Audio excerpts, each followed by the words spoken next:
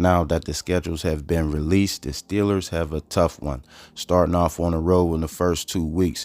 Road reunion games. Week 1, the Steelers face the Falcons. On the road, Arthur Smith going back to face his old team and Atlanta Falcons. Week 2, Russell Wilson going back to Denver to face his old team and the Denver Broncos. So, first 2 weeks, the Steelers are on the road, and the Steelers don't start division play until week 11, facing the Baltimore Ravens, followed by the rest of the division. So, that's going to be a tough out there. And then you got Philadelphia Eagles, Patrick Mahomes, Travis Kelce, Christmas Day, maybe a Taylor Swift appearance, who knows.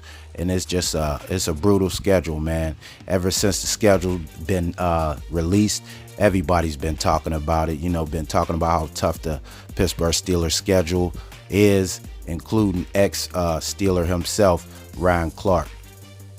Who made this schedule?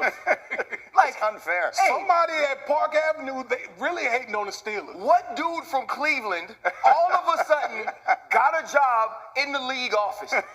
To think that you have to play the Ravens twice, the Bengals, the Cleveland Browns, and then the Eagles and the Chiefs, right? A team that won the Super Bowl 2 years in a row. A team that was in the Super Bowl a year before. You have to play those teams to finish the season, when the end of the season is where we've seen the Steelers find ways to compete. It's the beginning of the season when they suck, right? Coach Tomlin has a saying, I try to make things as uncomfortable as possible. Guess what, my dog? You ain't got to try hard this year, because the NFL did it for you. And when you look at the schedule, it's always about, okay, what are our primetime games?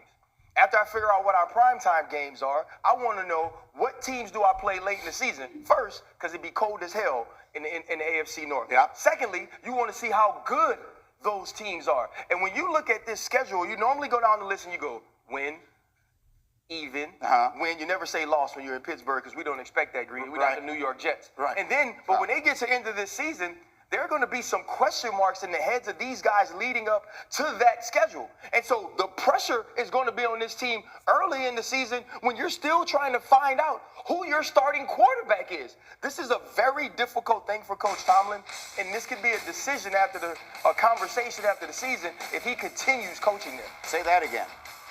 Well, I did this the last time. I know. Right? And America got mad at me and said I was telling Coach Tomlin he should be fired. Coach Tomlin's not going to be fired. There's still a love affair, and his voice resonates so loudly in that locker room. I trained a guy, and he came to me and he said, man, I never knew what it was like to play for Coach Tomlin until I played for Coach Tomlin.